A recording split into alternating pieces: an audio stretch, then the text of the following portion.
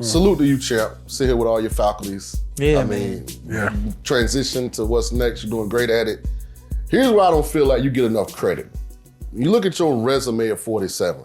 Berto, Broner, Thurman, Spence, Crawford, Garcia. Like, you fought everybody during a period where guys weren't active.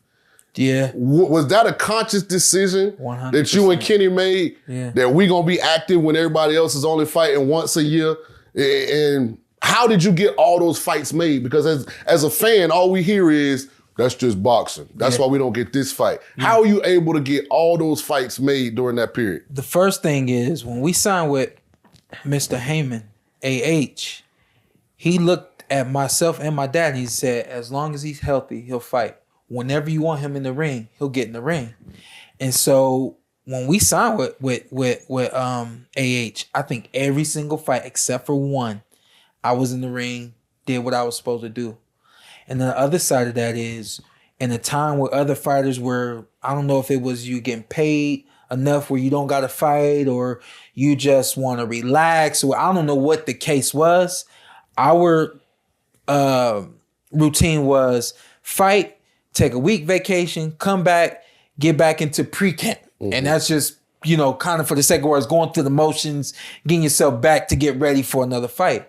And the other side of all of that was everybody was on my side.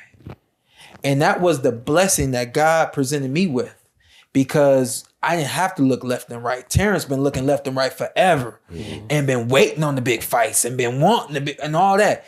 With PBC, I didn't have to wonder who I could get.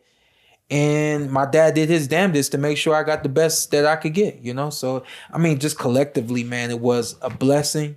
And, one more thing I like to say is that I was just racing to the finish line, working on my documentary. So, when y'all see, that'll make sense. Well, I brought it up because I know a lot of current fighters watch the PorterWay Podcast. Yeah. I learned this as I was trying to build a brand, out of sight, out of mind.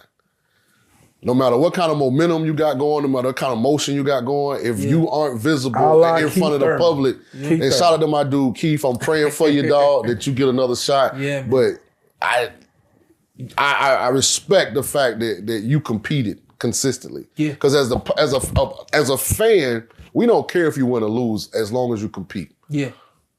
We're gonna support you because we respect that level of commitment to being vulnerable. Because when you compete, you can lose and win. I think most fighters have to kind of establish who they are, before you take that loss. You know what I mean? You gotta really do something that's gonna catch everyone's eye and make them want more of you. You know what I mean? Because when I got to a point where I had the loss against Kale, and then we came back like a thunderstorm, and then like I think 2 fights or 3 fights later we get the loss against Keith, but it was a prime time performance on prime time CBS. So your stock, exactly. Right. You know what I mean? So, and I think the other side of that is we're starting to see a lot of fighters call other fighters out. Mm-hmm. I think fighters are starting to realize, man, if I'm willing to take these shots, they're gonna put me in the ring. I think you were the perfect boxer to be around after the Mayweather effect. The Mayweather effect. Hey, shout out to Floyd. So, because I think one of the things that Floyd don't get enough credit for is he showed the future fighters that understand the business. Get the money. It's more money out here than what you're being made aware of. So I give him respect for that. Yeah. I mean, the next generation got to pick and choose if they trying to be undefeated or they're trying to chase greatness. Yeah. Floyd's my favorite fighter ever. Floyd was a curse and a blessing to this game, I feel like. Because, the casuals want to see him knock somebody out. We knew he wasn't going to knock. We knew he wasn't going to knock nobody out. We knew he was about to go in and put in work.